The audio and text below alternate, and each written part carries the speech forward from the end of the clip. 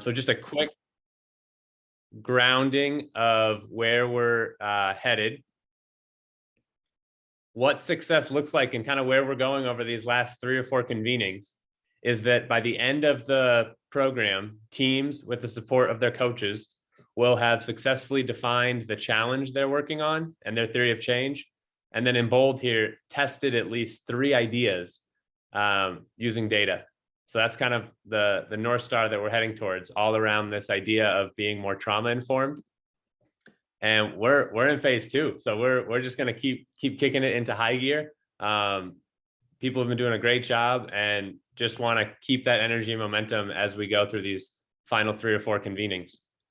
And what we'll be doing in this phase 2 of the program is coming up with ideas, testing them, and then reflecting, and then doing that process at least 3 times through.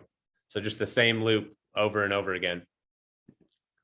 And just a reminder, it can be great to snap photos of the process.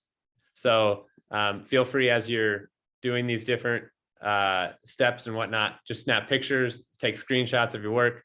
It'll help with documentation at the end. And then we are here to help. You'll see this chart come up a few other times today, but many, many ways to get support. Any of the awesome facilitators can join in any of your team meetings or do like a separate work session with you on Zoom.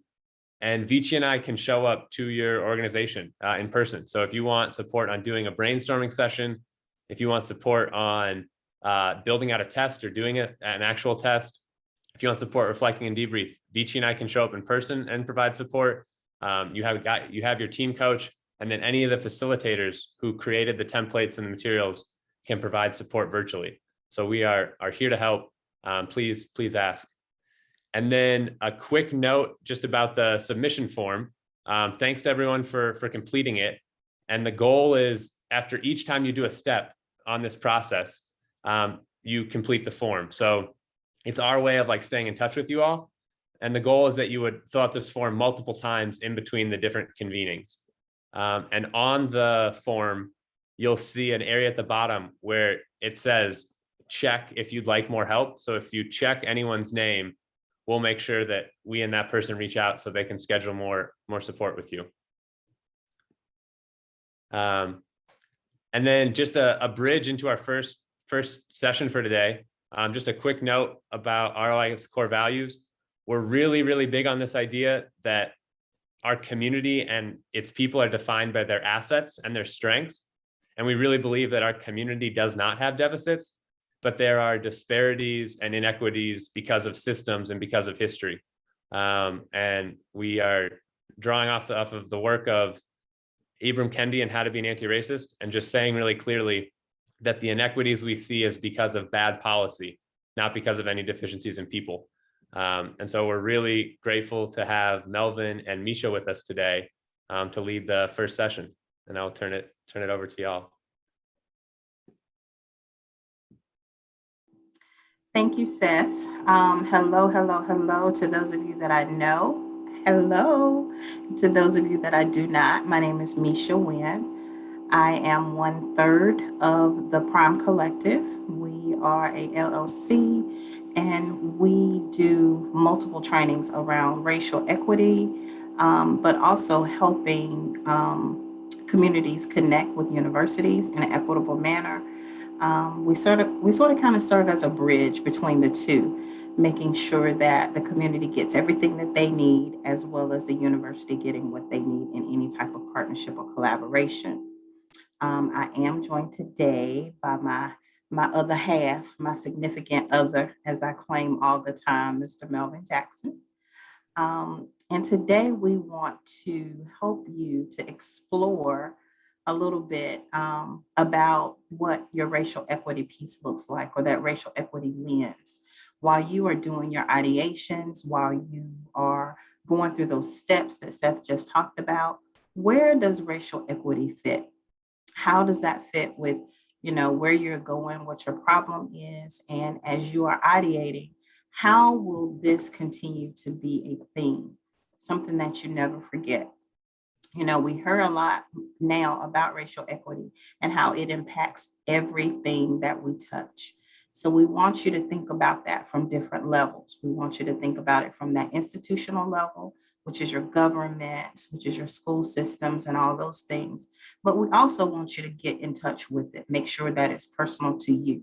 How does it affect you?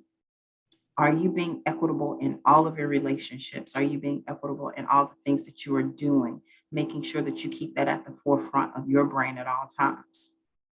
And so one of the ways that we want to just get you to thinking and get you to moving in a new direction in terms of your thinking about racial equity is we want to show you a short video clip. This video is by Kamar Jones. And we also have a reading for you to do at a later time where Kamar really talks about what the Gardener's Tale is all about and how she frames it in from these three different perspectives. So from the institutional level, from the internal level, and then she talks about it personally and how you personally meditate on the level of racial equity where it hits you the closest. So as you are watching this video, we want you to, I'm trying to share my screen. Misha, you got kind of quiet. Okay, I'm sorry. I'm trying to get Now my you're back. share. Okay.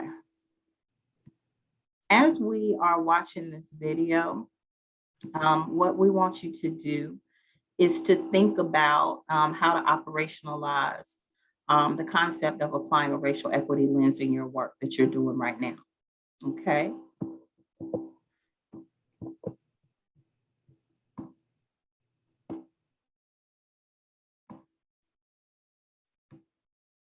So as you're watching the video, we also want you to think about some of these key points. What are some of the key points in the Gardener's Tale? Where did you find yourself getting anxious? What gives you courage in this particular video? What questions does it raise for you? And what are your major takeaways? And once we finish looking at the video, you're going to go into breakout groups and we'll be able to put these up for you so that you can explore these a little bit further.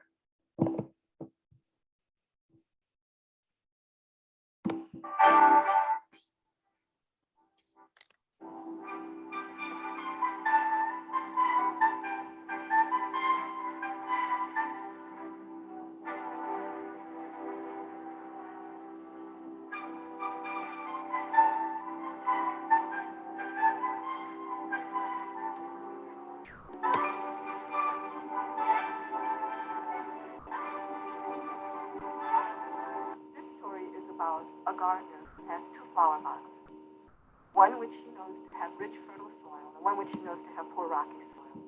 And she has seed for the same kind of flowers, except some of the seed is going to produce pink blossoms and some is going to produce red blossoms. And the gardener brings it. So what does she do? She takes the red seed and she puts it in the rich, fertile soil. And she takes the pink seed and she puts it in the poor, rocky soil. And 3 weeks later, she comes and she's looking at her flower boxes, and what she notices is that every single one of the red seeds is sprouted. And some of the seeds is tall, some of the red flowers are tall and strong and flourishing. The weak seed in the red at least has sprouted and made it to a different kind. But when she looks in the pink box, that poor rocky soil, the weak pink seed inside, and the strong pink seed is just struggling to make it to a different kind. And then those flowers go to seed. And the next year the same thing happens. And then those flowers go to seed. And year after year, the same thing happens until finally, 10 years later, the gardener's looking at her flower boxes and she says, no, I was right to prefer red over pink. Now we'll interrupt that to say that this first part of the story is how institutionalized racism works. You had the initial historical insult of the separation of the seed into the two types of soil. You had the flower boxes, the contemporary structural factors, keeping the soil separate. And then through inaction in the face of perpetuation of that difference. But now we're going to pick back up and say, well, where would personally racism be in this garden? Audio is a little unclear for some. Yeah, make sure check your volume. The video, the audio box.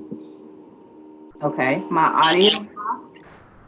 No, you know when you started sharing it, Yeah. go back and make sure that box, the same one that we had an issue with before. You know, where you shared your video, yes, your PowerPoint, the Yes. little box on the left, make sure that's checked. Okay, y'all, hang on one second. I'm Yeah, sorry. stop sharing and come back. Yeah. Stop sharing and do what? And go to share screen, and then you see a little box on the bottom left. Check share sound. Yes, yes. Okay, I didn't say I was inclined technology. Okay, let's Should be good now. better. Blossoms off before they can even go to seed. Or she might notice that a pink seed has blown Better? into the rich fertile soil and she plucks it Yes, up Bailey? to establish itself. Sorry. And then Turn it where up a little. why is racism be in this garden? Well, you have the pink flowers in their box trying to make it looking over at red, which is all flourishing and flaunted. And here come the bees.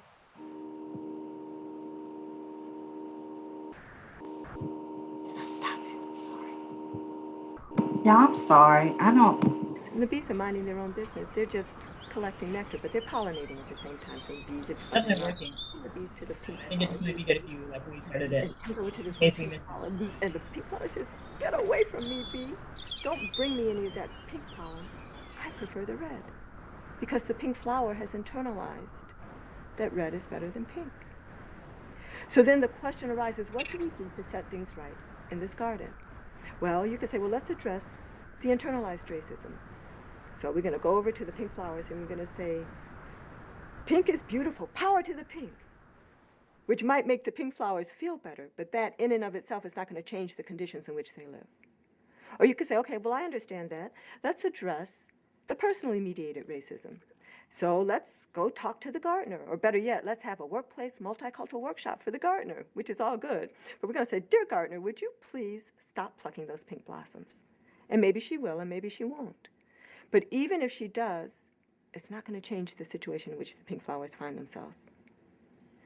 What you really need to do if you want to set things right in this garden is to address the institutionalized racism. So you have to either break down the boxes and mix up the soil, or if you want to keep separate boxes, that's okay too, although to me it makes it easier to segregate resources. But if you want to keep separate boxes, then you have to enrich that poor rocky soil until it's as rich as the rich fertile soil. And when you do that, you know the pink flowers will flourish. They will look grand and beautiful and wonderful, maybe even better than the red, because they have, after all, been selected for survival and strength, which is a very, very interesting notion. And then once those pink flowers are flourishing, they'll no longer be looking over at red, wanting to be red. So you'll have also addressed the internalized racism. And in addressing the institutionalized racism, you may even address the personally mediated racism. Now, the original gardener may have to go to her grave preferring red over pink. But her children, seeing the flowers equally beautiful, would be less likely to adopt that attitude. So this story has very quickly been to illustrate these three levels of racism: institutionalized, personally mediated, and internalized. And to very strongly suggest that if we want to set things right in the garden, we have to at least address the institutionalized racism. We can address the other levels at the same time, but we have to at least address the institutionalized racism. And when we do, the other levels may take care of themselves. There's just one last piece to this story, which is the important question: who is the gardener? After all, the gardener is the one that I've given the power to decide, the power to act, and control of resources. And who is this gardener really? Well, certainly government is part of the gardener. You know, sometimes I joke and say, well, maybe the rich people behind government are part of the gardener. Maybe we can be our own gardener in communities if we have this power to decide, power to act, and control of resources, which is what I also describe as self-determination. But whoever the gardener is, whoever's going to have this power, it's very important that the gardener be concerned with equity. If the gardener is not concerned with equity, then you'll have the scrawny-looking pink flowers and the pretty red flowers, and the gardener will be thinking that the garden is beautiful when in fact it is not.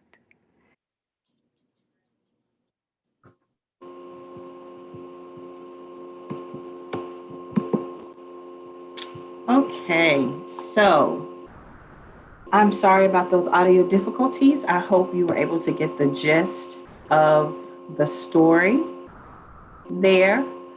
And so what we want to be able to do now is we want to be able to have a dialogue around the gardener and some of the things that you saw we want to be able to talk about those questions that I put up before. And we are going to do this by being in a small group setting. No, we're gonna do this in a big group. We're going to do We this. do, yeah, we do this in a big group. Yeah, Okay. so it's just be a conversation. Okay. So let's talk a little bit about those questions that we put up before. So, what were some of the key points in the Gardener's Tale? Anybody unmute, talk to me.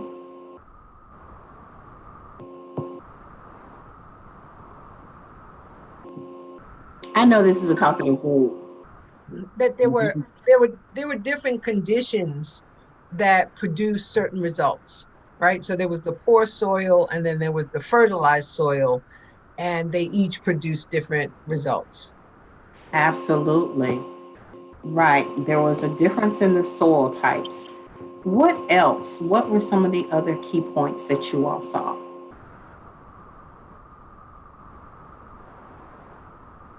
It talks about resilience and just like how different flowers and plants are going through different things, or their resilience level looks different or may vary. Yeah. Yeah. Talked about the various resilience levels. And then when they were talking about resilience, do you remember what she said about how we can all be resilient? No, I don't remember exactly, but I know she said resilience. So just keeping it real. Okay. Can anybody help her out?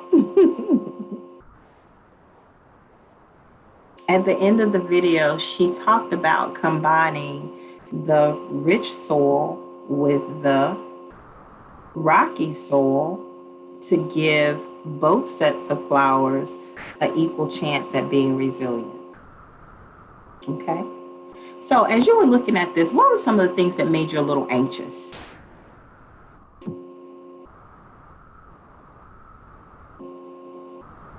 So, can y'all hear me? Yes. Yeah. Okay. So one of the things that kind of for me was the idea. I don't know if it was anxious or like it actually kind of clicked something else for me. But they did that like lifting up and encouraging people doesn't actually change conditions. And so we're oftentimes like we encourage folks and like, oh, you're great, you're so awesome. And it's like, thanks. But like, can we also like stop killing me, or can we also give me access to this? Can we also put some nutrients in my soil and get rid of these rocks? And so I think that oftentimes there's this placating that happens in society when it comes to racism. I oftentimes say, especially in our context, right? So we are a religious institution. And so oftentimes when it comes to unity and things like that, it's like, let's have a worship service together, or let's do a service project together. And I'm like, yay, this is great, but this isn't unity, this is togetherness. And I want to be able to actually get beyond, I'm your friend right here, but when you leave and you start to vote, will you be voting against my well-being? And will you be voting against my community's well-being? Or will I be doing the same for you? And so I think for me, that's where I was like, there's lots of encouragement, there's lots of you're a good person, there's lots of you're my friend, you're my neighbor, but not really anything that does something to change the condition. Absolutely, Kyle. Amazing. That was an awesome answer. So you've got to think about what those root causes are, and you've got to be able to get to the crux of the problem, not just band-aid it, not just cover it up all the time by saying, by using those words. Yes, good words are appropriate. They are nice. They're good to hear. They're feel-good feelings. They give us feel-good feelings. But on top of that, what? What happens next? Anybody else? I like that, root causes versus those symptoms.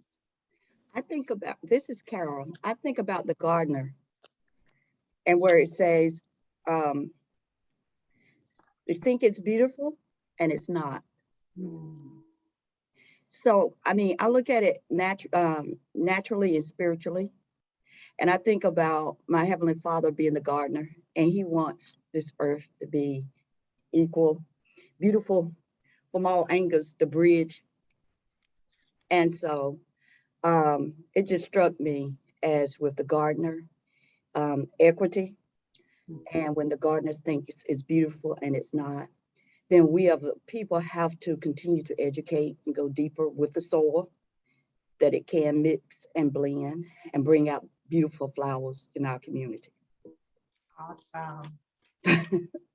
That was an amazing answer. Thank you, You're welcome. Carol. Anyone else have a question or a concern around that? Tell me about those anxious feelings that you had.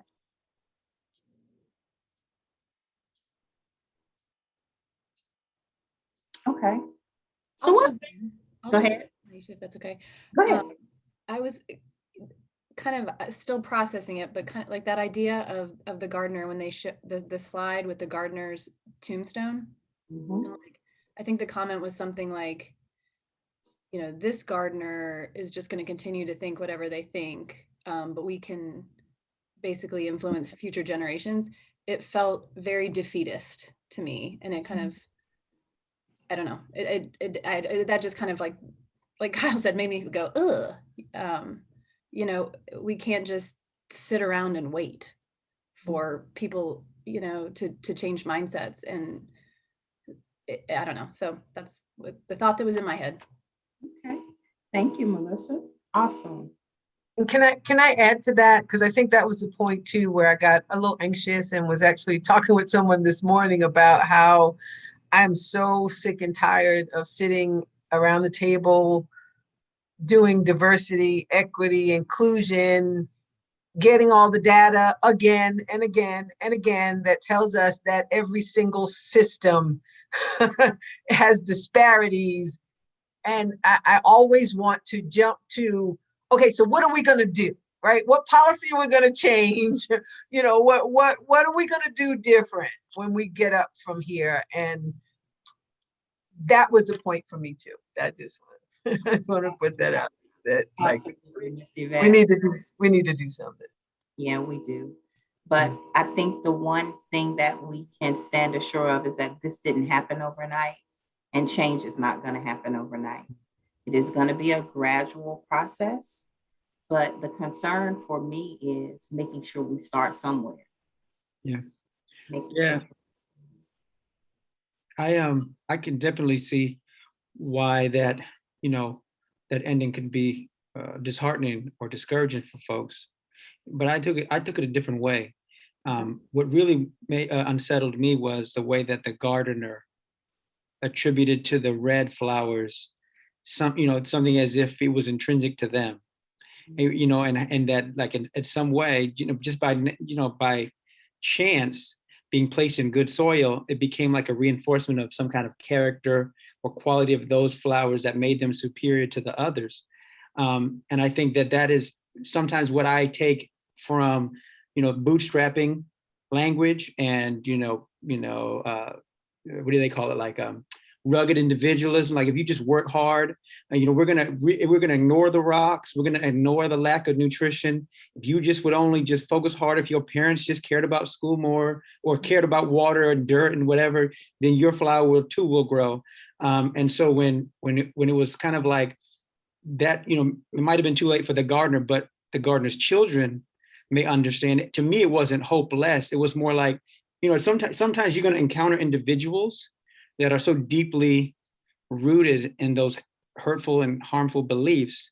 We can sit there and hope and wish that we can have a kumbaya moment, but that might not actually be the best use of our energy.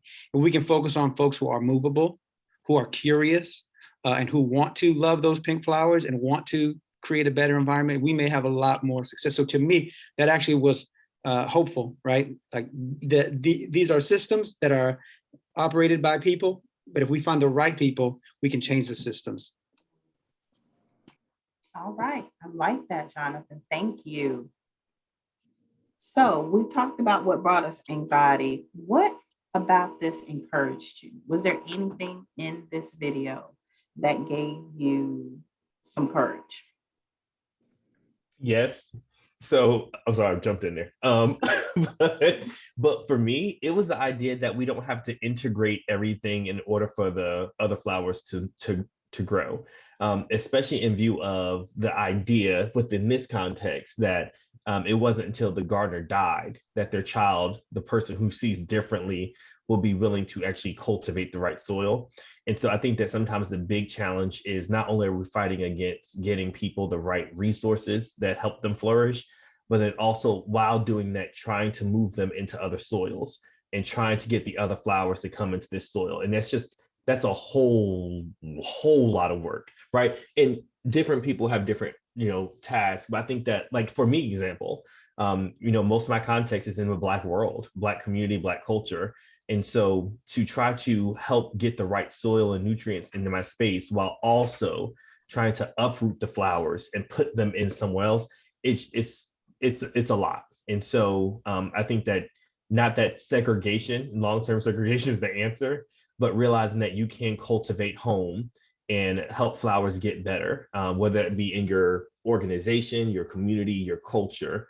I think that was, for me, was super encouraging to think about. Awesome. And so as you're doing your work, I really want you to keep that at the forefront, Kyle.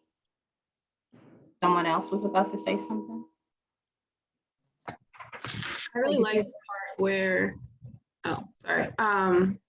At the end, kind of, and she was talking about, and the pink flowers, whichever one was in the rocky soil, how they may even flourish more because they are the flowers that survived. I thought that was really cool and really encouraging. Like,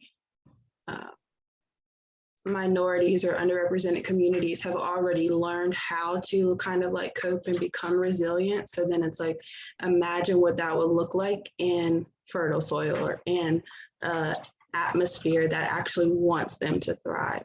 So that was super encouraging. Absolutely. Thank you, Ms. Heather. So for the sake of time, we're going to move on to the next question, which was, what questions does the gardener raise for you? Did it raise anything for you from a systems perspective, from your own personal perspective? Did it raise any concerns or anything for you? This is Paul. There at the end, that just like the question of who is the gardener, I thought that was a really like profound one, because it's easy to imagine and just put it on one person. But when you say, well, it's the government, but not just the government, it's people that influence the government through wealth, how they get wealth, maybe big business, like kind of going outward from there. I just think that's a big sort of like open, unresolved question, but really important, to try and understand, because then the goal is like, well, all those locuses of power need to understand the importance of equity. So you need to be able to name those first, I thought that was a really important question. I'm just kind of still sitting with. I really appreciate that, Paul, because when you think about those huge systems and how they do hold the power, how do we get that power that they have? What is our means to an end in terms of, demanding equity? And, how do we do that from a systems level? How do we create that change? Is a question that, we've been looking for the last 100 years. But it seems as if the bigger they are, the more power they have. And they're not just going to give that away. They're not going to just give it away. So we've got to figure out a way to level this playing field. We've got to figure out a way. So I want to say, just, it makes me think of too, that question about who is the gardener. Personally, what are we doing personally to put ourselves in the position to be that gardener in my own home, and then in my community, and then whatever organization I work in, and then moving forward? What are you doing to be the gardener in your situation? Mic drop, Chandra. Exactly. That is what we are wanting you to think about as you are going through this process. And if you are the gardener, how do you get to be the gardener? Are you that change agent in your community that's going to be that one that makes the difference? Are you going to level the equity field? Okay. May I say and with that, I'm sorry, with that too, then how do we position ourselves as the gardener and then replicate gardeners around us, right? So we have this whole community of people who are gardening. Absolutely. And I think that, okay, so I had a moment when Chandra was talking.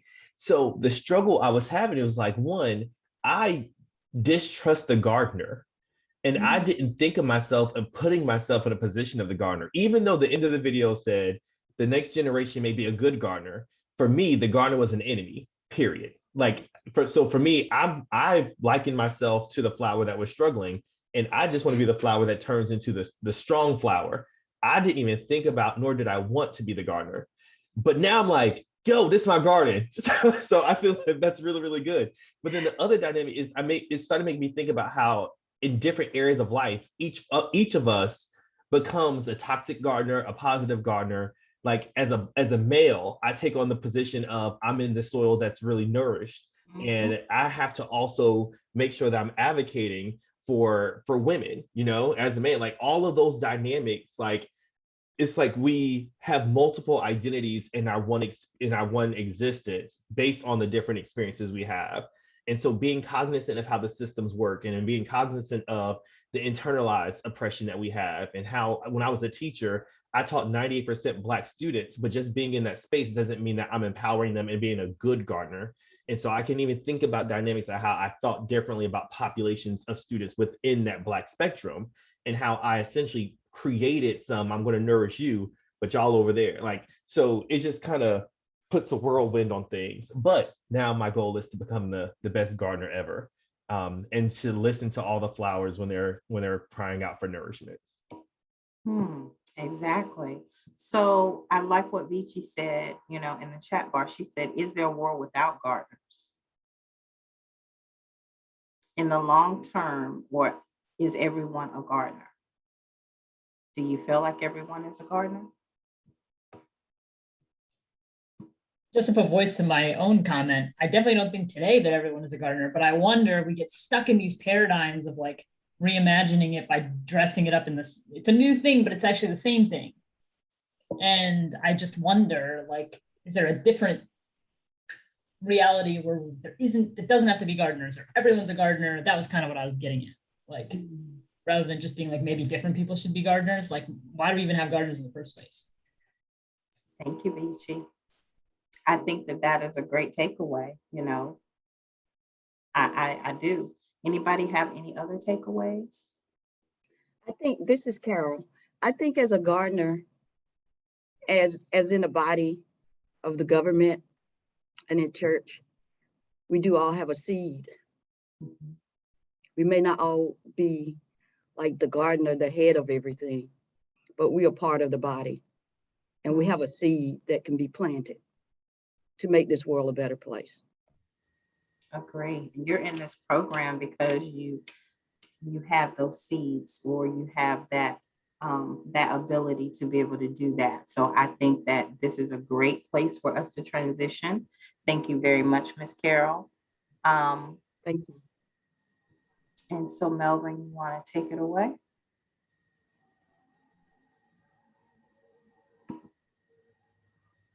You're on mute, Mr. Jackson. Yeah, you want to put the slides back up? Sure. Okay.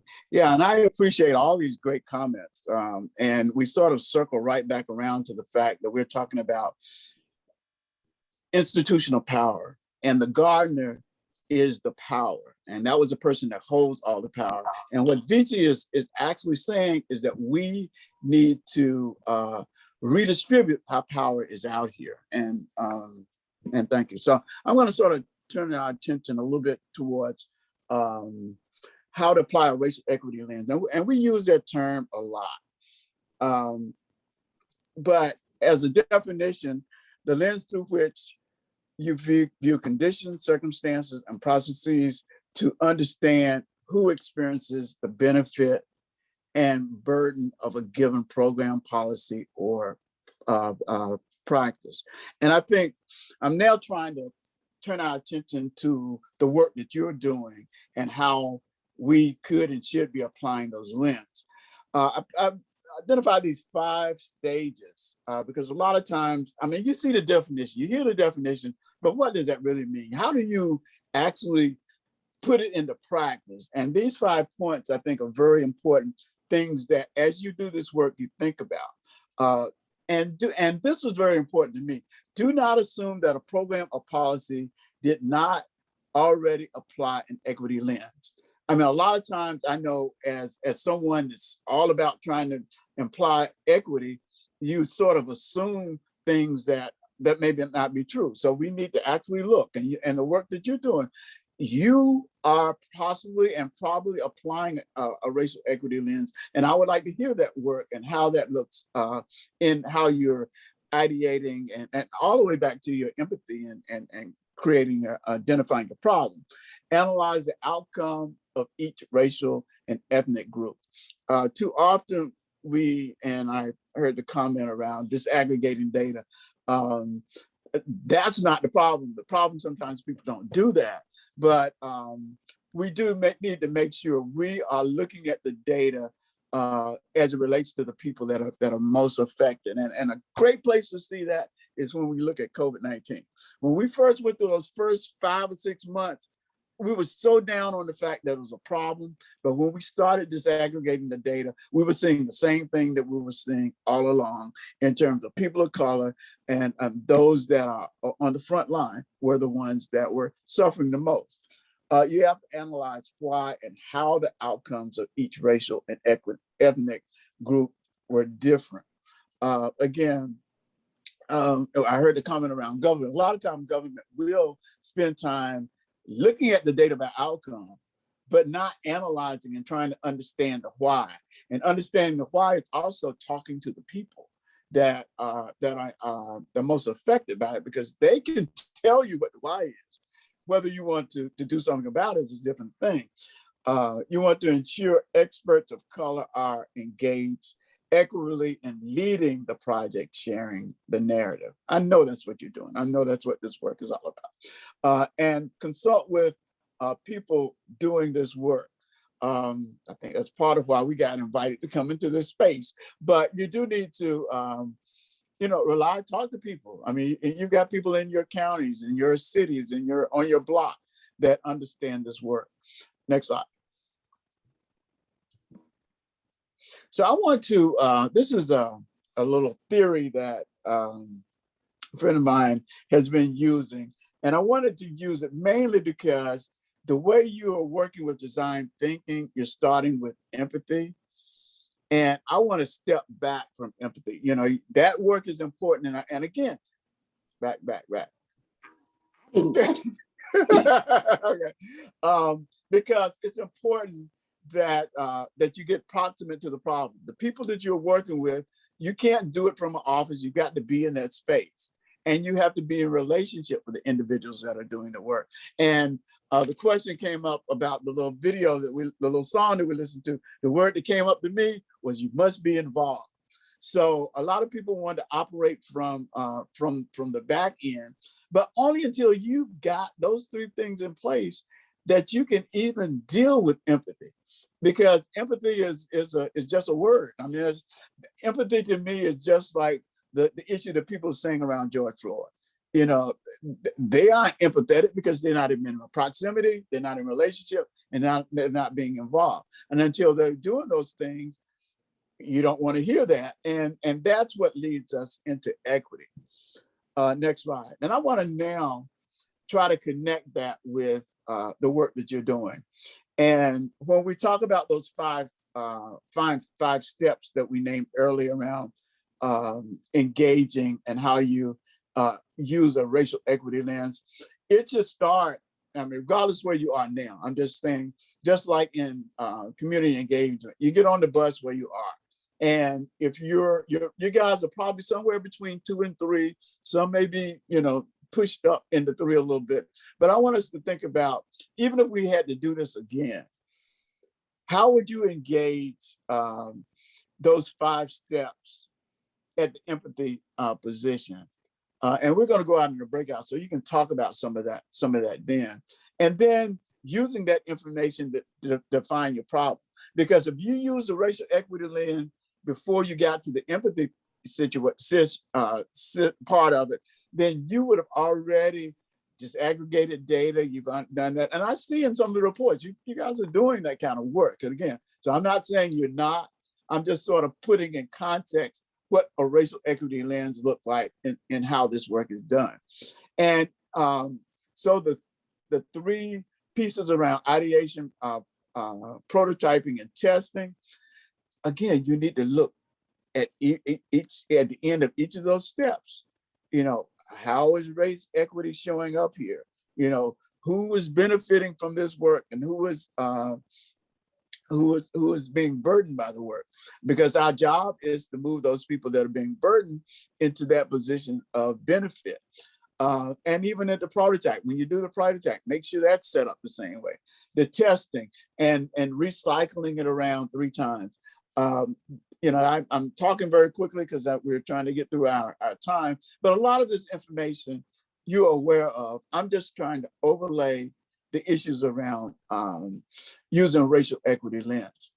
But also, I mean, I always, I thought it was important that we show the gardener's tale, mainly because even though we're not talking about it at the real systemic institutional level, there are institutions involved in each one of these pieces that you're doing.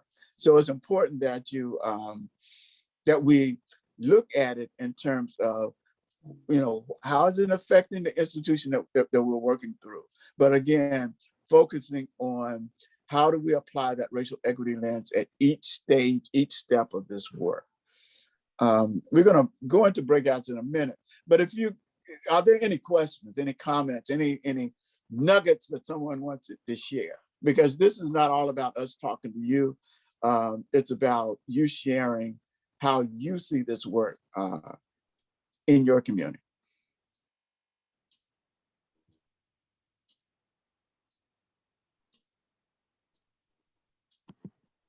I was just gonna say that I think there's two things together of, you know, disaggregating your data along with understanding the why are so important to come together, because, you know, when you think about that gardener, if they had just looked at the quantitative data of which flowers were doing well and which flowers were doing poorly, they could have drawn all kinds of different conclusions about why that happens. And so doing these empathy interviews like you all have and really getting deep into the soil of the why, right? Yeah. Helps bring context and bring up, you know, the voices of each of those seeds and flowers, you know, to continue the metaphor. So you can't, one without the other is almost more harm than good, but together it's so powerful. Yeah, I agree. Anybody want to add on to that? I really like that because it is having both of them together. And I normally say when the piece around proximity really comes from Brian Stevenson, but it's also with that soil, you need to change the narrative. There's a narrative about why the pink flowers look one way and why the red flowers look the other way, and nobody is digging deeper into, you know, what's making it happen. And I heard some comments about, well, that's just the way it is, you know. And any other, I appreciate that. Any other comment?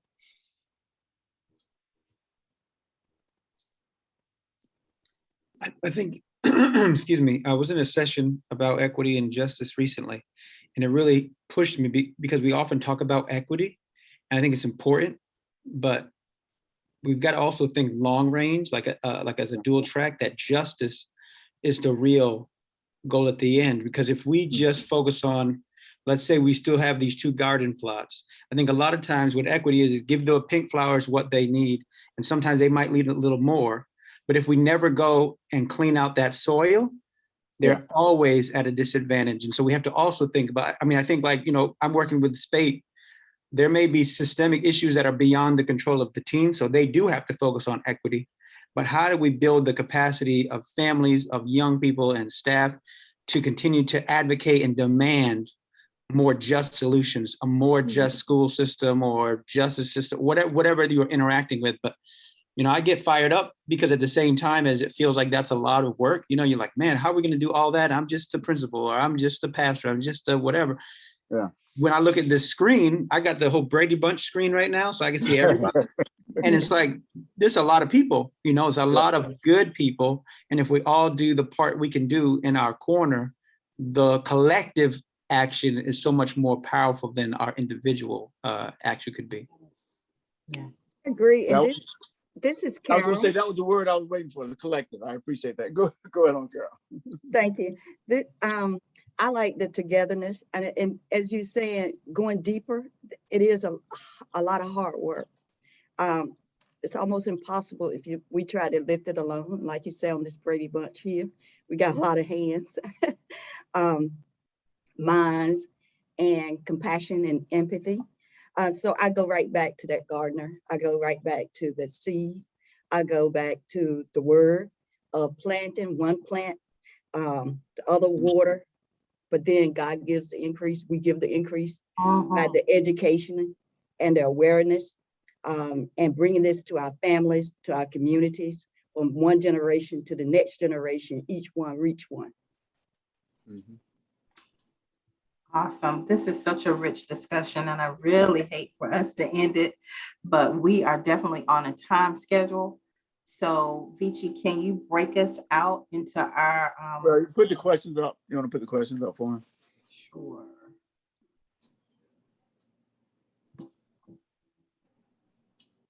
Yeah, I just dropped it in the chat too. Okay, so you don't have to put it on there. I'll sort of describe it. So we've got 2 questions. We're going to break out into triads, groups of 3. You have 2 rounds. You'll answer each of the questions.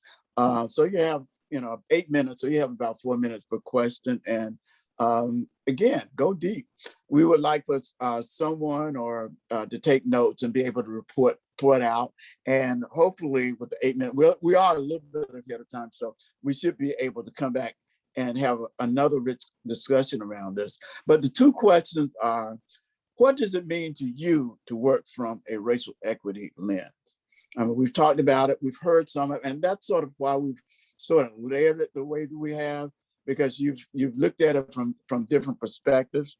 And the second question, give us an example within your group of how you would intentionally or have intentionally incorporated a racial equity lens at your ideation step. And you can, they brought it to us at the ideation step, but you can talk about how you did it even in your empathy interviews and defining your problem. So if you're like me, I don't stick to the rules, but those are the 2 questions we want you to work from. So everyone clear on the ask? And I think the coaches are going to be in the rooms also to help facilitate. Cool. So yeah, I think the groups are made. If you are a coach or facilitator in a room, if you don't mind being sort of the note taker or moving the conversation forward, that would be good. But yeah, I think. Thanks, Vici. I think we're all set. Yeah. And then just to check with y'all, when do we want to bring people back? Just so people know time. Well, like I said, it was 8 minutes. So at 8, I mean 8, at 2:20. Yeah. Okay, 2:20. I'm gonna hit go, and hopefully this works. And if you're in a weird place, come back.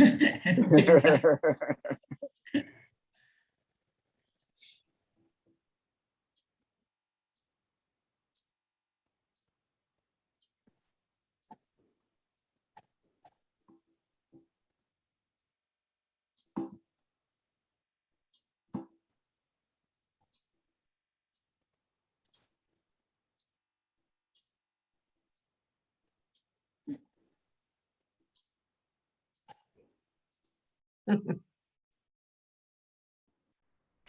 everyone. Sorry, I'm on the road today for a project and my internet is a bit unstable for video, but I've been listening in and really appreciated and needed that last resilience tool. So thank you, Yvette.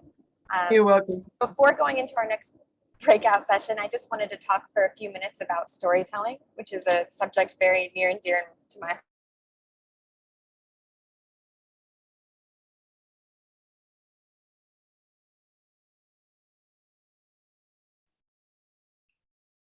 Yeah, you can't hear you.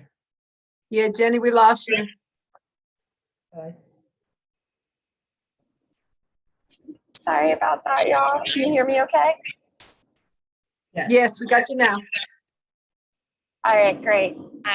So yeah, I'll just be quick before I drop off again. And before we go into breakout groups, just kind of give a lay of the land. We're going to actually talk about this and dig deeper into storytelling in relation to each of your projects during the September convening. But just to give a quick overview of why stories matter and why we're spending this time figuring out practices to tell the stories of your projects and communities, as well as document your important work. So first off, just starting with the very human nature that stories connect us. I think, right now I'm working on a project that is trying to create visual storytelling around the drought. And I think when we all think about drought, we think about, dry landscapes and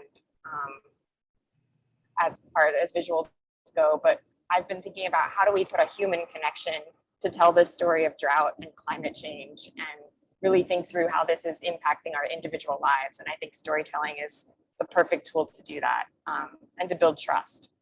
The second one is just that stories stick. I think we all can relate to, thinking about when somebody tells us a story and remembering those stories and those moments. And there's been many, many scientific studies that have showed how people retain neurologically storytelling more deeply. And one of the ones I just found, but I'm happy to share more, is this study that Harvard Business School did in 2019 that found when they interviewed students on learning styles, they found that facts were almost 20 times more likely to be remembered when they were part of a story. So thinking about that really important information you want to convey and how you can use storytelling to convey it in a way that will not only resonate, but be remembered. And then finally, and perhaps most importantly, is how stories shape. I think we've all been really shaped by the stories that we tell about ourselves, we tell about each other. They can help us learn where we have been and inform where we're going. And that is really why we want to use storytelling as part of this initiative and this leadership development, to think through how to talk about your projects, and then also to use this documentation to see, what's next. I think we can all also relate to historical archives and how what stories are put into those and what stories are excluded can really shape current and future events. And thinking about that in your own projects, we want you to be creating an archive during this time of these initiatives that you're starting and these ideas, so that when you do look back on them, you have these histories and stories that might inform where you go in the future. So that's my spiel on storytelling. I'm happy if you have any questions in the chat to talk about it and respond to them in the chat, because I know we have limited time today, but also just wanted to say I'm really excited to dig into this more next month, in particular relationship to each of your projects.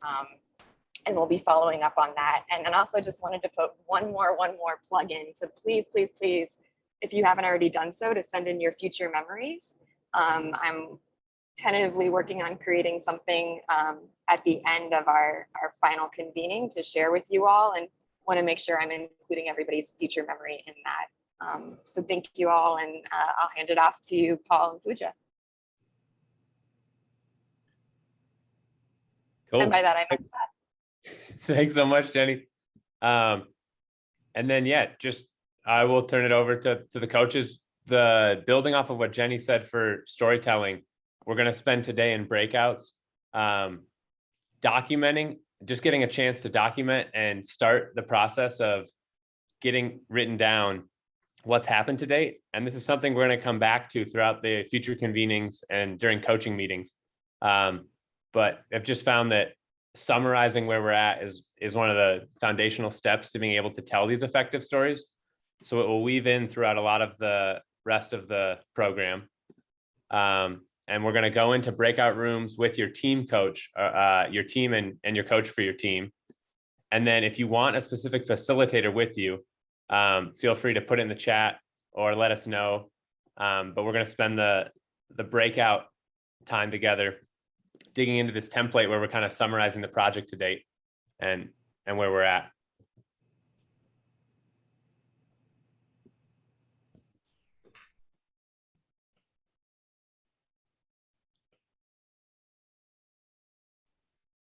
Cool. So if there's no questions, I dropped in the chat a link to a folder, and there's a slide deck with each team's name on it. So there's like a template. And there are some, like if you click through it, you'll be able to kind of film. Seth, do you want to like pull it up for a second? I feel like it might be helpful. To just like show them what they're doing.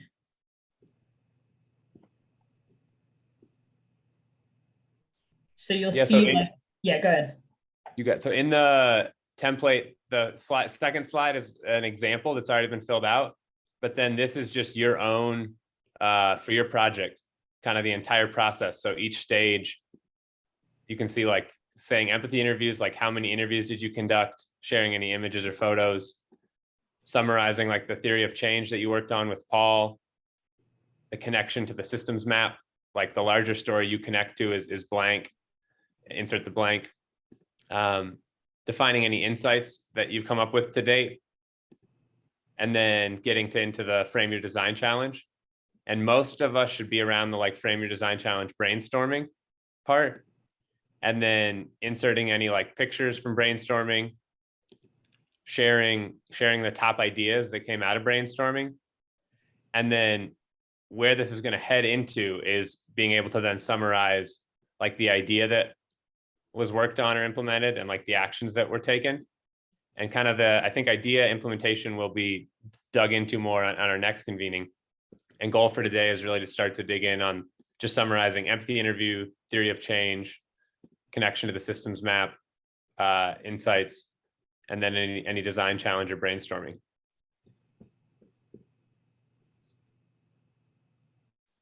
Cool. So yeah, expectation isn't that you fill the whole thing out today. Like obviously you haven't even done all the steps, but kind of looking at what you have done and writing it down. And then that might help illuminate what it is that you need to do more of or need to do next, or create some ideas to start to think through like, okay, here's where we're headed. Yeah, before I shoot everyone off, does anybody have any questions about that?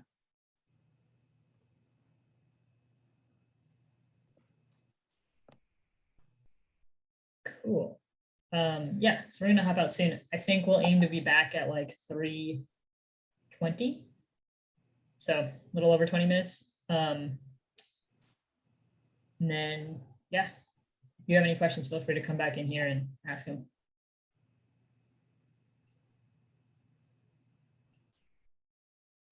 Amazing. Fantastic. Let me get to the right slide so that I can share my screen.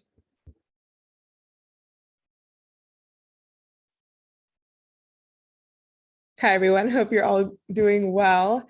So now I just want to like set the stage first to say that this is a preview of what's to come. It's not where we expect you to be as of now. This is kind of like the next stage. So what I thought was I could give you kind of an example of how we go from all the kind of the process that you started just now in your breakout groups, from the insight, the problem, the design challenge, the idea, to then actually scaling it down into something you can really test.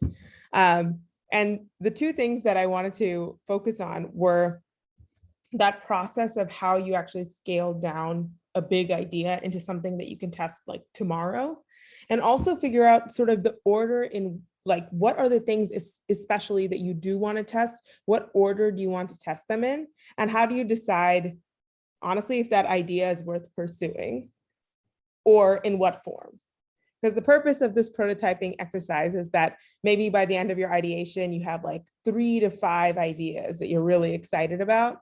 You want to probably end up with maybe 1 or 2 that you're going to take forward. And so this prototyping process is really designed to kind of weed out the things that really won't be the most impactful for your group.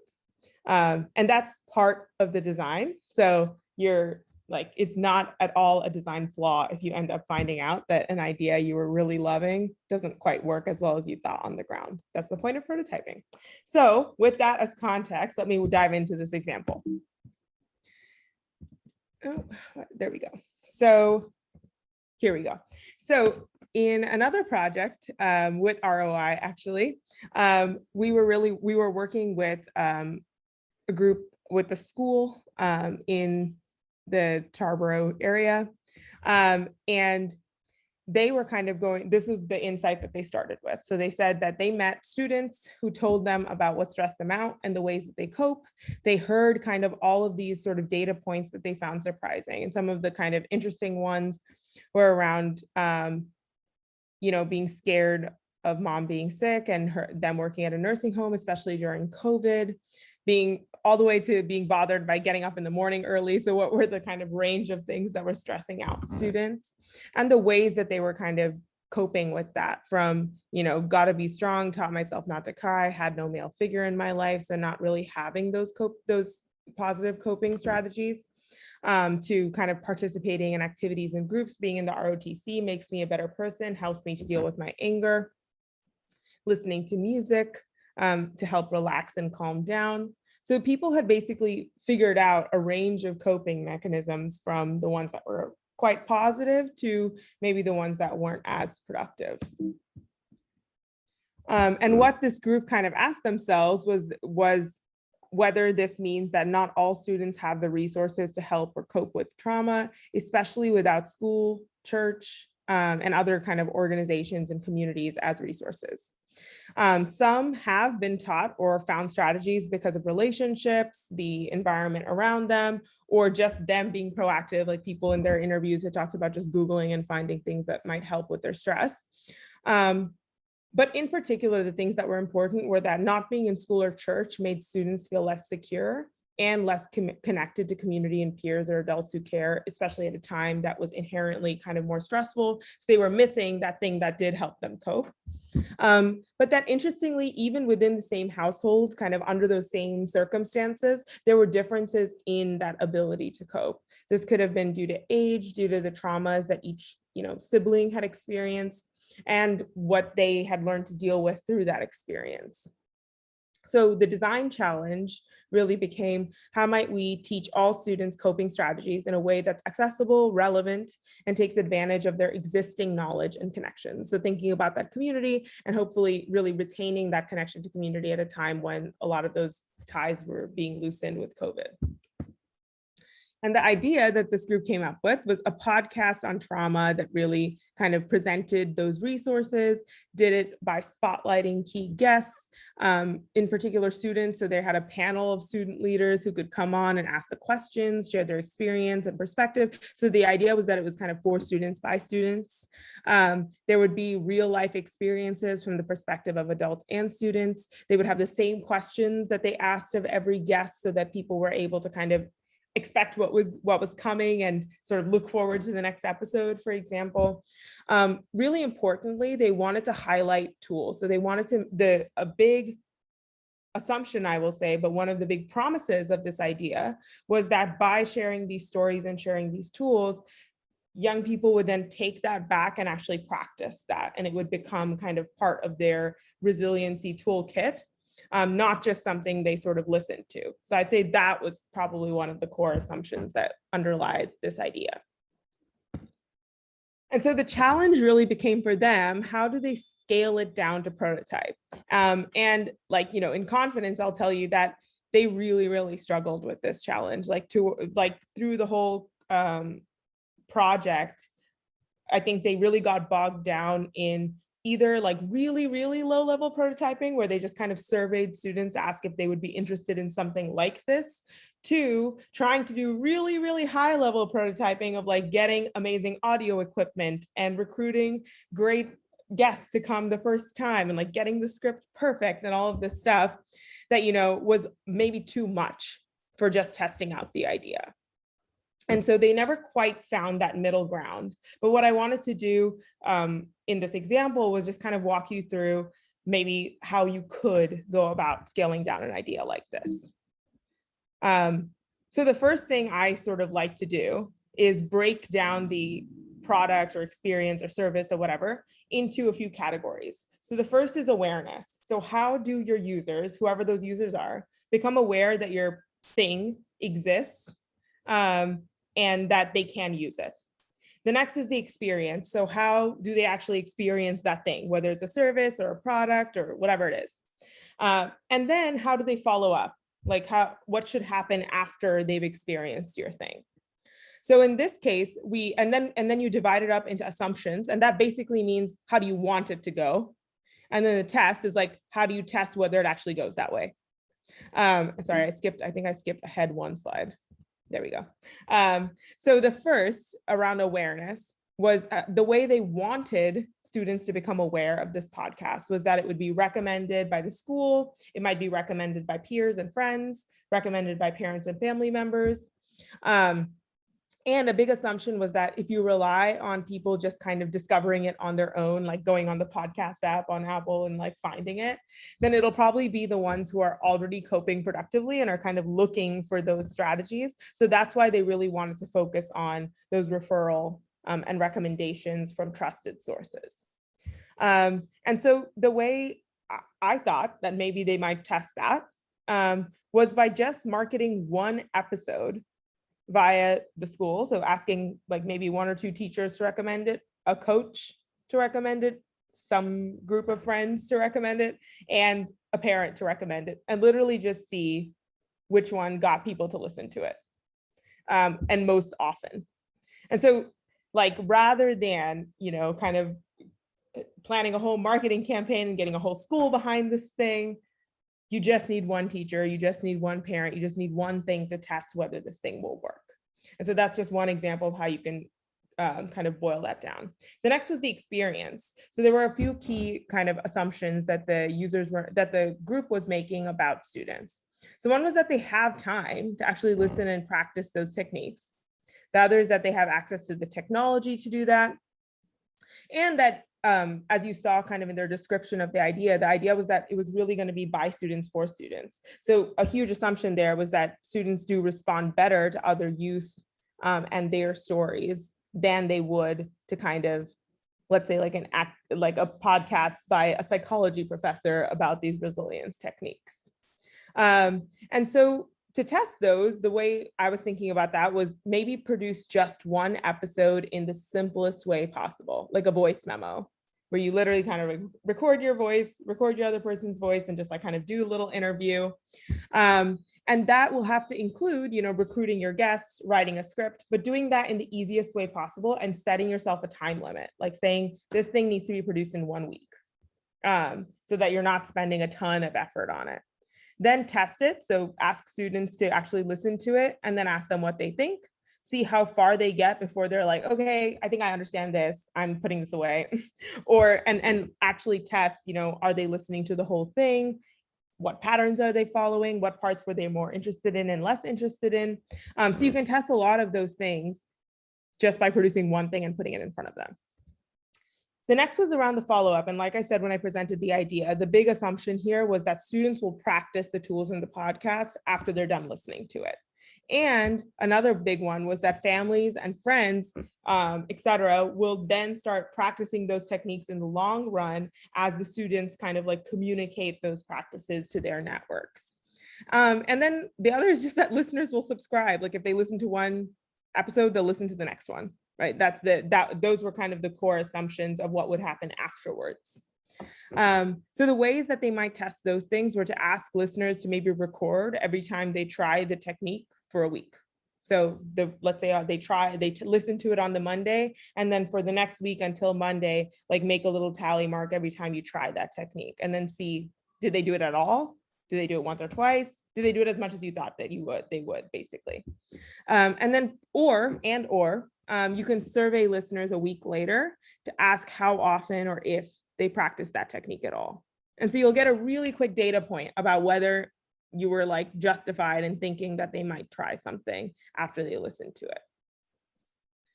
And the order in which you're testing these things so that you can, see if those things actually work out the way you think, is by first, producing that one episode. So testing, like creating the script, recruiting a guest, whatever, everything else you need to do.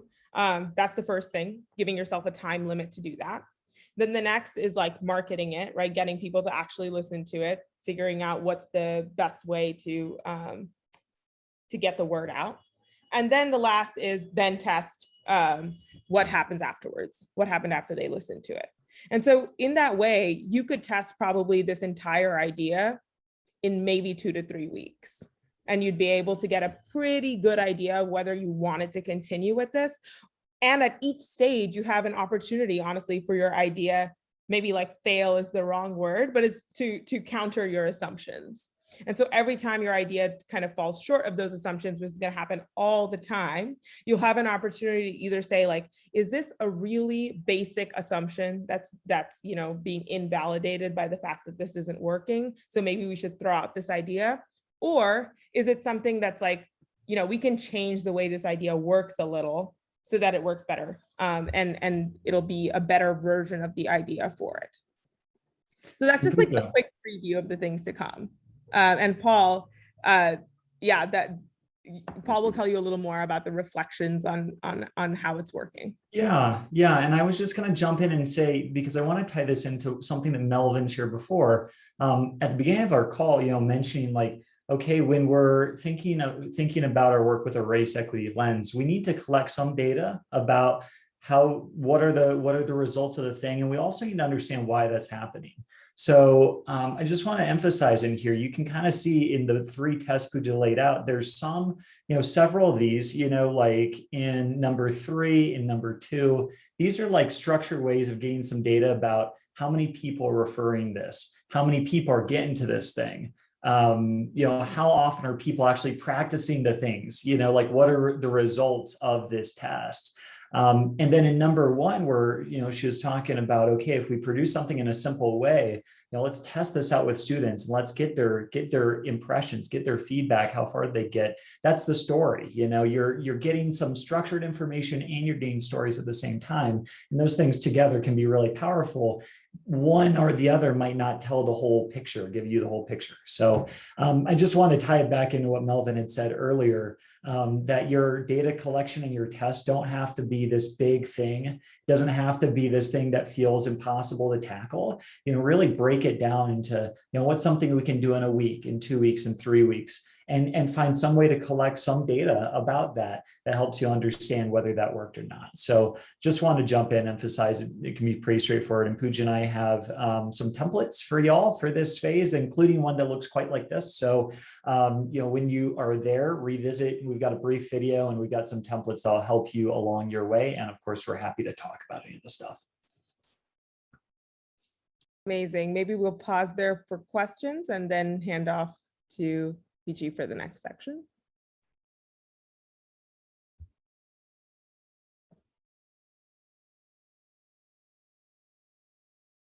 All right, I will take that as no questions. We are all prototyping experts, or will be soon. I'll hand it off to Vichy and Camilla.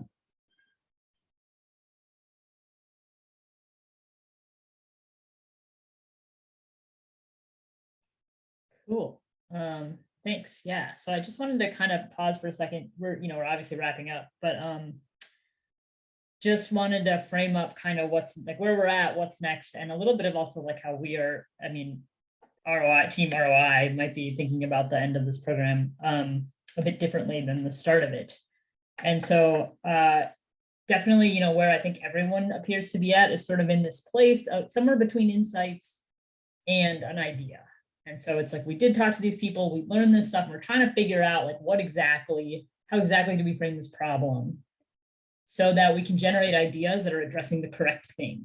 And I definitely sense, like from my own interactions with different people, that's like a tricky tension. Like sometimes it's like, I think we need to do this, so can we just do it? And I would continue to emphasize that, like, although that is often how things are done, I think explicitly in the Resilient Leaders Initiative, we're interested in testing the idea that if we don't do it that way, do we produce a different outcome? So like if you have some really clear idea of a thing you want to implement, I wouldn't say like throw it out. Like, you work at your organization full time, like you can still do it. But what I would request is like through this program, wrestle more with like whether that's actually the right idea, like, or not even the right one, but is it the best one? Like, is there anything else you could think of doing instead?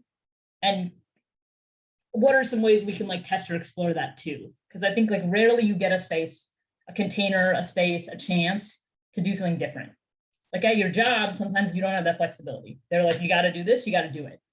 And in this container, like we kind of do have this magical moment, I think, to do something different. Like ECP, Edgecombe County Public Schools, rarely is ever, it's no one's job there to make a podcast. They were only able to do it because we had this special container where it was okay.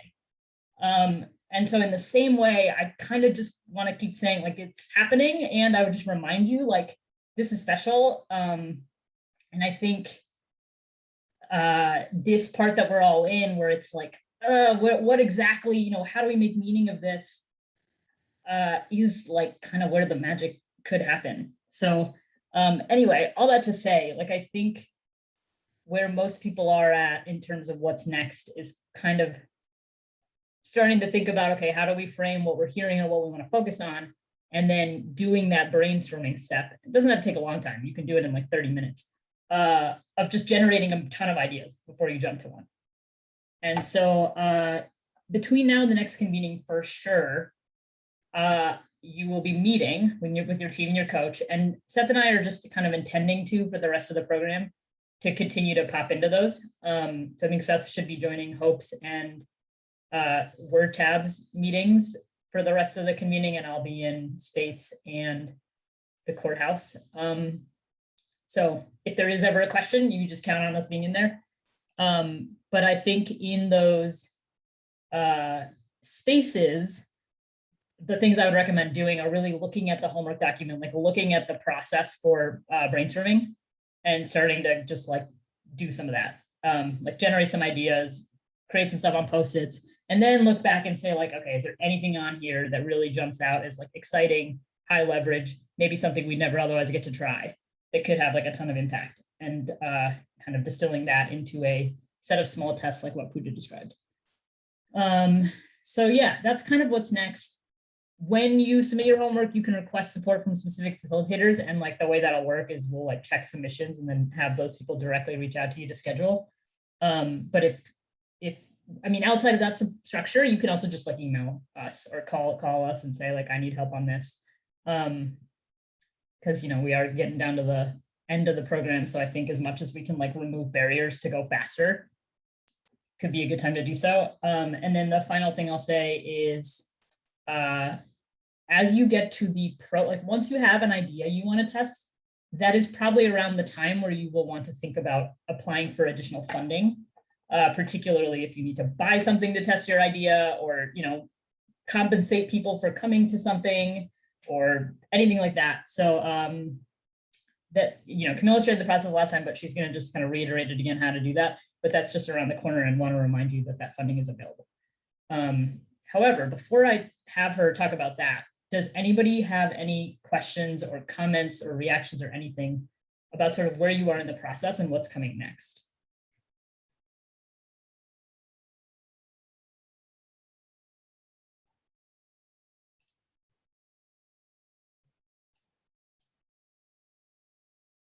Cool. Sweet. So in that case, yeah, Camilla, if you want to take this part away and or say anything about the survey. Sure. Yeah, you all will be receiving a link tomorrow to complete the next evaluation survey, and you'll have 2 weeks to do that. So you'll receive the link tomorrow, and you should complete it by August 27th. And if you have any questions about it, it should look pretty similar to the last survey that you completed. So hopefully everything is clear. But if you have any questions, please reach out to me. And so I know we talked a little bit about funding last time, but I just want to reiterate this process so that everyone is clear on how it's going to work. As you know, after each convening, your team is receiving $1,500. Please let someone from ROI know if you haven't received it. And these funds can be used for anything, including to purchase materials or supplies to support your team's work. So I know there was some interest in requesting funding for something small, and maybe that's a better use of the $1,500. But once you're getting into that, as Vici was saying, once you're getting into that prototyping phase, we do have additional funds, about $50,000 total to distribute among teams during phase 2. And we have worked with some members of the community to design a process for how teams can access these funds. Vici, can you go to the next slide? So the main thing that you have to do to apply for this funding is to record either a short video clip or provide a written document answering the application questions. And there's about 6 questions. You should be able to answer them in like 250 words or less, pretty straightforward.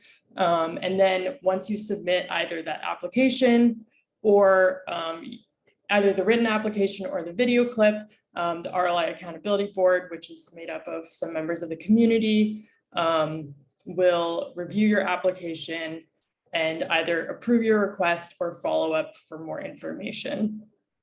And I've recorded a link walking through, or recorded a video walking through the specific process. So if you have any questions or confusion, there's any confusion about any step in the process, you can watch that, and it provides a pretty step-by-step look at the process. And the application is just a Google form. It's found on this slide. It will also be sent out after this meeting. So you just have to answer a few questions, or if you're providing a video, upload that video, and then your application will be reviewed within 2 weeks. Does anyone have any questions about that? I know that we went over this kind of quickly last time, so I want to make sure that it's clear as teams are moving into the prototyping and pilot stage.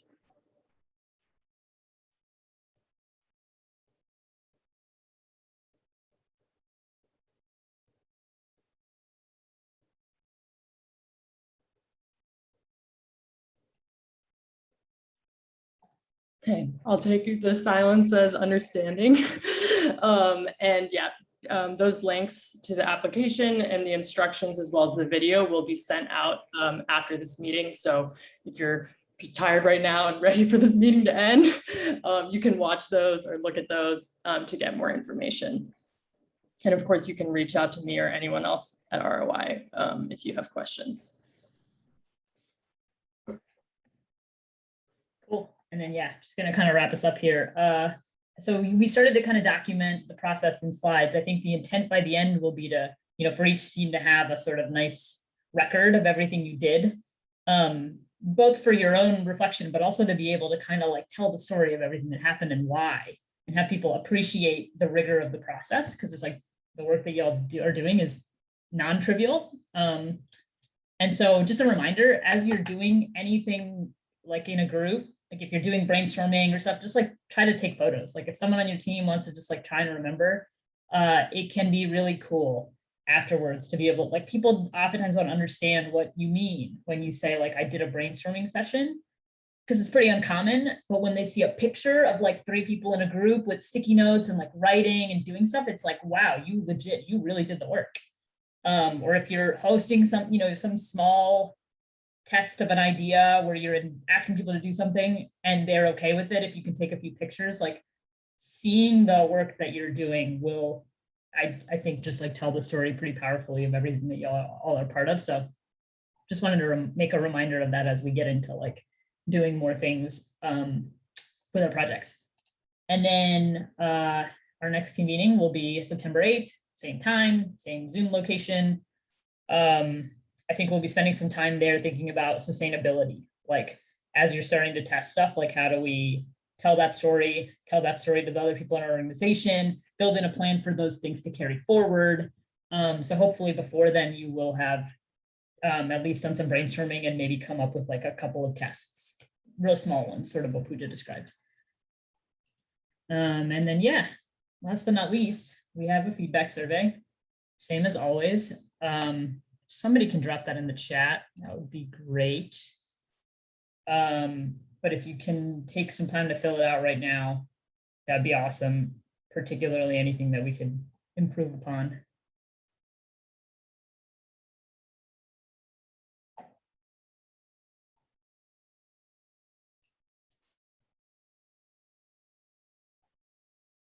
And then before we close out, anybody else, Seth, facilitators, anybody you want to add, stuff I missed? Just please ask for help. And it's the kind of thing where like the templates or the process seems really overwhelming, but if you can get Paul in the room, get Pooja in the room with you. It can, just feel so different to have a guide with you. So please request that help. And then Vici and I are really excited to be with each of the respective teams we're with.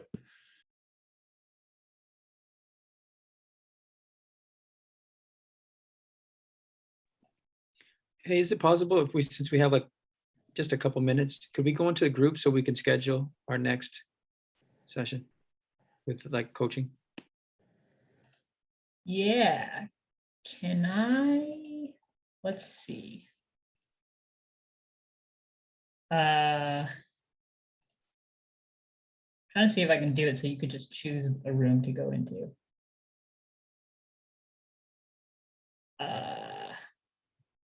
I do not automatically do it. Okay, yes. So I think, yeah, if everyone else is kind of clear on things, I reopen the rooms and you can just choose to go into your team, I think, if you would like. And otherwise, we'll also just hang out in the main room if anyone wants to stick around and ask me questions. But as always, it's been awesome. Y'all are great.